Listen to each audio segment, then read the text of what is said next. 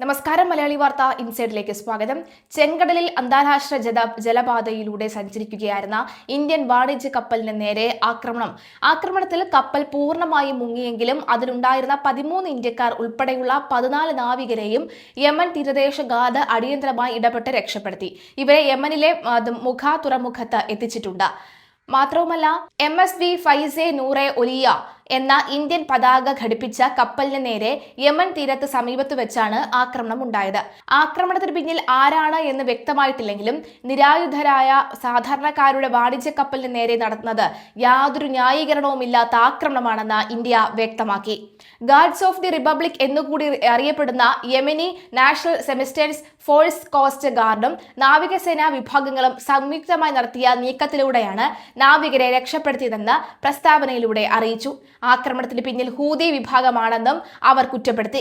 കേന്ദ്ര സർക്കാരിന്റെയും വിദേശകാര്യ മന്ത്രാലയത്തിന്റെയും പ്രതികരണം പുറത്തു വന്നിട്ടുണ്ട്. സംഭവത്തെ തുടർന്ന് കേന്ദ്ര വിദേശകാര്യ മന്ത്രാലയവും തുറമുഖ ഷിപ്പിംഗ് മന്ത്രാലയവും ശക്തമായ ഭാഷയിലാണ് പ്രതികരിച്ചത്. പ്രത്യാക്രമണം നടത്താൻ ശേഷിയില്ലാത്തതും സാധാരണക്കാർ സഞ്ചരിക്കുന്നതുമായ ഒരു കപ്പലിന് നേരെ ഉണ്ടായ ആക്രമണത്തെ ഒരു തരത്തിലും അംഗീകരിക്കാൻ കഴിയില്ലെന്ന് ഇന്ത്യ അറിയിച്ചു.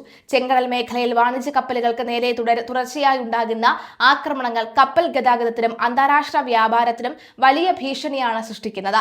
അന്താരാഷ്ട്ര ജലപാതകളിൽ ഭയരഹിതമായും സുരക്ഷിതമായും കപ്പലുകൾക്ക് സഞ്ചരിക്കാനുള്ള സാഹചര്യം ഉടൻ പുനഃസ്ഥാപിക്കണമെന്ന് കേന്ദ്ര സർക്കാർ ആവശ്യപ്പെട്ടു. നിലവിലെ സാഹചര്യത്തിൽ തങ്ങളുടെ പൗരന്മാരുടെ സുരക്ഷയ്ക്കാണ് പ്രഥമ പരിഗണനയെന്ന് കേന്ദ്ര തുറമുഖ ഷിപ്പിംഗ് ജലപാത മന്ത്രി സർബാനന്ദ സോനോവാൾ വ്യക്തമാക്കി. 14 ജീവനക്കാരെയും സുരക്ഷിതമായി രക്ഷപ്പെടുത്താൻ സാധിച്ചതിൽ വലിയ ആശ്വാസമുണ്ടെന്ന് അദ്ദേഹം പറഞ്ഞു. മേഖലയിലുള്ള എല്ലാ ഇന്ത്യൻ നാവികരുടെയും സുരക്ഷ പൂർണ്ണമായും ഉറപ്പാക്കുന്നതിനും രക്ഷപ്പെടുത്തിയ ജീവനക്കാർക്ക് ആവശ്യമായ വൈദ്യസഹായവും താമസ സൗകര്യവും ഉൾപ്പെടെയുള്ള കാര്യങ്ങൾ അടിയന്തരമായി ലഭ്യമാക്കുന്നതിനും ഡയറക്ടർ ജനറൽ മാരിടൈം അഡ്മിനിസ്ട്രേഷൻ മന്ത്രി കർശന നിർദ്ദേശം നൽകിയിട്ടുണ്ട്. ഇന്ത്യൻ എംബസി സ്ഥിതിഗതികൾ നിരീക്ഷിക്കുന്നുണ്ട്.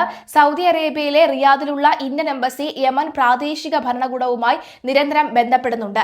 ജീവനക്കാരുടെ തുടർ സുരക്ഷയും നാട്ടിലേക്ക് മടക്കിയെത്തുന്നതുമായ ബന്ധപ്പെട്ട കാര്യങ്ങളും എംബസി നേരിട്ട് ഏകോപിപ്പിക്കും. കപ്പലിലുണ്ടായിരുന്ന നാവികരെ ഉടനടി രക്ഷപ്പെടുത്തിയ യമൻ കോസ്റ്റ് ഗാർഡിനും പ്രാദേശിക അധികൃതർക്കും കേന്ദ്ര വിദേശകാര്യ മന്ത്രാലയ പ്രത്യേക നന്ദി അറിയിച്ചിട്ടുണ്ട്. ഇറാനുമായി മാസങ്ങളായി തുടരുന്ന കടുപ്പമേറിയ സൈനിക പോരാട്ടത്തിനായി അമേരിക്കയുടെ ആയുധപുരയിൽ വൻ തിരിച്ചടിയുണ്ട്. തങ്ങളുടെ പക്കലുള്ള അത്യാധുനിക ദീർഘദൂര ആക്രമണ മിസൈലുകളിൽ ഭൂരിഭാഗവും ഉപയോഗിച്ചു തീർത്തതായ അന്താരാഷ്ട്ര മാധ്യമമായ റോയിറ്റേഴ്സും CBS ന്യൂസും പുറത്തുവിട്ട റിപ്പോർട്ടുകൾ വ്യക്തമാക്കുന്നു. ഓപ്പറേഷൻ എപ്പിക് ഫ്യൂറി എന്ന് പേരിട്ട സൈനിക നീക്കത്തിന്റെ ഭാഗമായി നടത്തിയ തുടർച്ചയായ അപ്രതീക്ഷിത ആയുധക്ഷമതയിലേക്കും തള്ളിയിട്ടിരുന്നത്. മാത്രവുമല്ല, കടുത്ത ആയുധക്ഷാമം നേരിടുന്നതോടുകൂടി അമേരിക്കൻ സൈന്യത്തിന്റെ ആഗോള പ്രതിരോധ ശേഷിയെക്കുറിച്ചും വലിയ ചോദ്യചിഹ്നമാണ് ഉയരുന്നത്. ഭാവിയിൽ ചൈനയോ റഷ്യയോ ഉൾപ്പെടെയുള്ള ശക്തമായ എതിരാളികളുമായി ഏതെങ്കിലും തരത്തിലുള്ള യുദ്ധം ഉണ്ടായാൽ അതിനെ നേരിടാൻ അമേരിക്കൻ സേന എത്രത്തോളം സജ്ജമാണെന്ന സംശയമാണ് ലോകമെമ്പാടുമുള്ള പ്രതിരോധ വിദഗ്ധർ ഉന്നയിക്കുന്നത്. നിലവിലെ മിസൈൽ ശേഖരത്തിന്റെ കുറവ് വൈറ്റ് ഹൌസിനും വൻ തലവേദനയായി മാറിയിട്ടുണ്ട്. പ്രധാനമായും കരയിൽ നിന്ന് തൊടുക്കാവുന്ന തന്ത്രപ്രധാന ആയുധങ്ങളായ എറ്റാംഗസ്, പുതിയ തലമുറയിൽപ്പെട്ട പ്രിസിഷൻ സ്ട്രൈക്ക് മിസൈലുകൾ എന്നിവയുടെ വലിയ ശേഖരമാണ് അമേരിക്ക ഇറാനെതിരായ ആക്രമണങ്ങൾക്ക് ഉപയോഗിച്ചത്. ഇവയിൽ ഭൂരിഭാഗവും ഇപ്പോൾ തീർന്ന മട്ടാണ്. അമേരിക്കൻ സൈന്യത്തിന് ആൾനാശം സംഭവിക്കാതിരിക്കാൻ പൈലറ്റുള്ള യുദ്ധവിമാനങ്ങൾ ഇറാന്റെ വ്യോമ അതിർത്തിയിലേക്ക് നേരിട്ട് അയക്കുന്നതിന് പകരം ദീർഘദൂര പ്രിസിഷൻ മിസൈലുകളെയാണ് ട്രംപ് ഭരണകൂടം വ്യാപകമായി ആശ്രയിച്ചത്.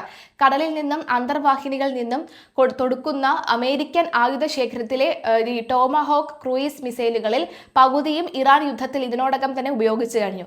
ആക്രമണ മിസൈലുകൾക്ക് പുറമെ പ്രത്യാക്രമണങ്ങളെ ചെറുക്കാനുള്ള പ്രതിരോധ സംവിധാനങ്ങളിലും വൻ കുറവുണ്ടായിട്ടുണ്ട്. പാട്രിയാറ്റ് ഇൻസ്പെക്ടറുകളുടെ 65% അത്യാധുനിക എയർ ഡിഫൻസ് സിസ്റ്റമായ താഡ് മിസൈലുകളുടെ 31% US സൈന്യം ഇതിനോടകം തന്നെ ഉപയോഗിച്ചു കഴിഞ്ഞുവെന്നാണ് വിവിധ പ്രതിരോധ പഠന കേന്ദ്രങ്ങൾ വിലയിരുത്തുന്നത്. കൂടാതെ മധ്യപൂർവേഷ്യൻ മേഖലകളുടെ ചുമതലയിലുള്ള US സെൻട്രൽ കമാൻഡിന്റെ പക്കലുണ്ടായിരുന്ന മിസൈൽ ശേഖരം ഏതാണ്ട് പൂർണ്ണമായി അവസാനിച്ച മട്ടാണ്. നിലവിൽ ലോകത്തിന്റെ മറ്റ് ഭാഗങ്ങളിൽ വിന്യസിച്ചിരുന്ന US ആയുധ ശേഖരത്തിൽ നിന്നും തന്ത്രപ്രധാന കേന്ദ്രങ്ങളിൽ നിന്നും തുടക്കത്തിൽ മിസൈലുകൾ ഇങ്ങോട്ട് എത്തിച്ചാണ് അമേരിക്ക താൽക്കാലികമായി കാര്യങ്ങൾ മാനേജ് ചെയ്തിരുന്നത്. Centre for strategic and international സ്റ്റഡീസിന്റെ റിപ്പോർട്ട് അനുസരിച്ച് യുദ്ധം തുടങ്ങുന്നതിന് മുൻപ് US-ന്റെ പക്കൽ 2330 പാട്രിയറ്റ് മിസൈലുകൾ ഉണ്ടായിരുന്നു. എന്നാൽ ജൂലൈ അവസാനത്തോടെ ഇത് 759 മുതൽ 827 ചുരുങ്ങി. അതുപോലെ 452 താഡ് മിസൈലുകൾ ഉണ്ടായിരുന്നത് ഇപ്പോൾ വെറും 234നും 278നും ഇടയിലേക്ക് കൂപ്പുകുത്തി. പഴയ ശേഖരത്തിലേക്ക് തിരിച്ചെത്താൻ കുറഞ്ഞത് 2029 മധ്യത്തോടെ മാത്രമേ സാധിക്കൂ എന്നും കണക്കുകൾ വ്യക്തമാക്കുന്നു. അതിനിടെ ഹോർമോസ് കടലിടുക്കിലെ നയതന്ത്ര ചർച്ചകൾ പുനരാരംഭിക്കുന്നതിനായി ഇറാനുമേലെയുള്ള വലിയ തോതിലുള്ള ആക്രമണങ്ങൾ താൽക്കാലികമായി നിർത്തിവെച്ചതായി പ്രസിഡന്റ് ട്രംപ് പ്രഖ്യാപിച്ചു.